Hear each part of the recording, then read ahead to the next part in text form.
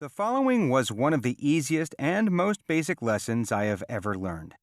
It began as a spontaneous, humorous response that lasted only 5 seconds and turned out to be a fundamental teaching, full of content and essence, and most importantly, unforgettable.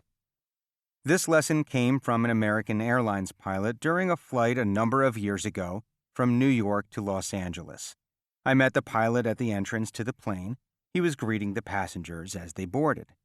In keeping with my normal habits, I looked at him, smiled, and wished him good luck, meaning, good luck and may we have a safe flight.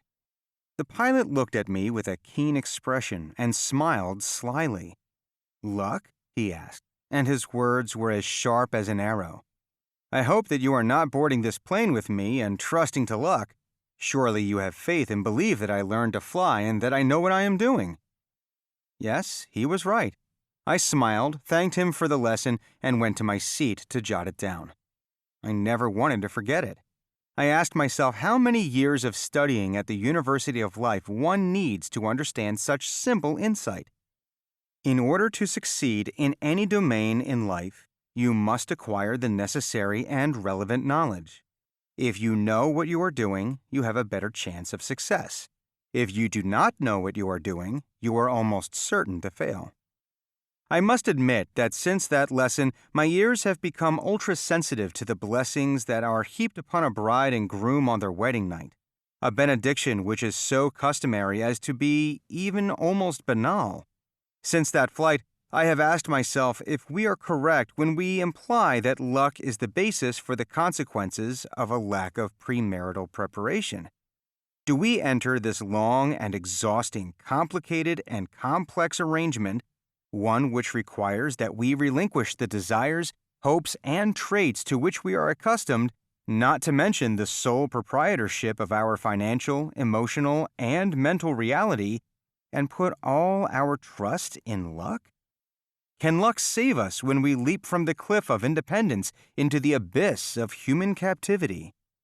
For many years, I immersed myself in intensive research in an attempt to understand the desire to remain ignorant and the mysterious apathy that surrounds almost every member of the human race who crosses the threshold of this cavern known as married life, doing so in a naive belief that borders on madness, gambling that everything will work out fine.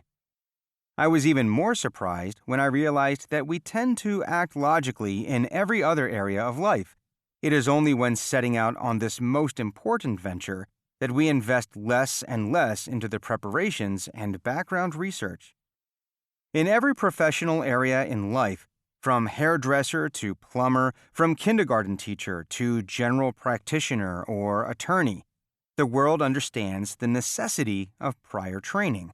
A person who comes up with a business idea, regardless of how brilliant it is, will always look for even the smallest investor planning to submit his wares and the core of his proposal.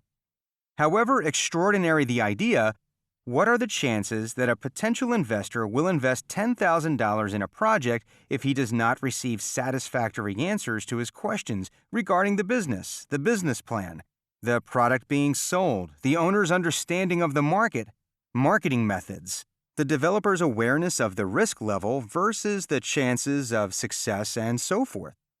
Would any investor be willing to trust to luck?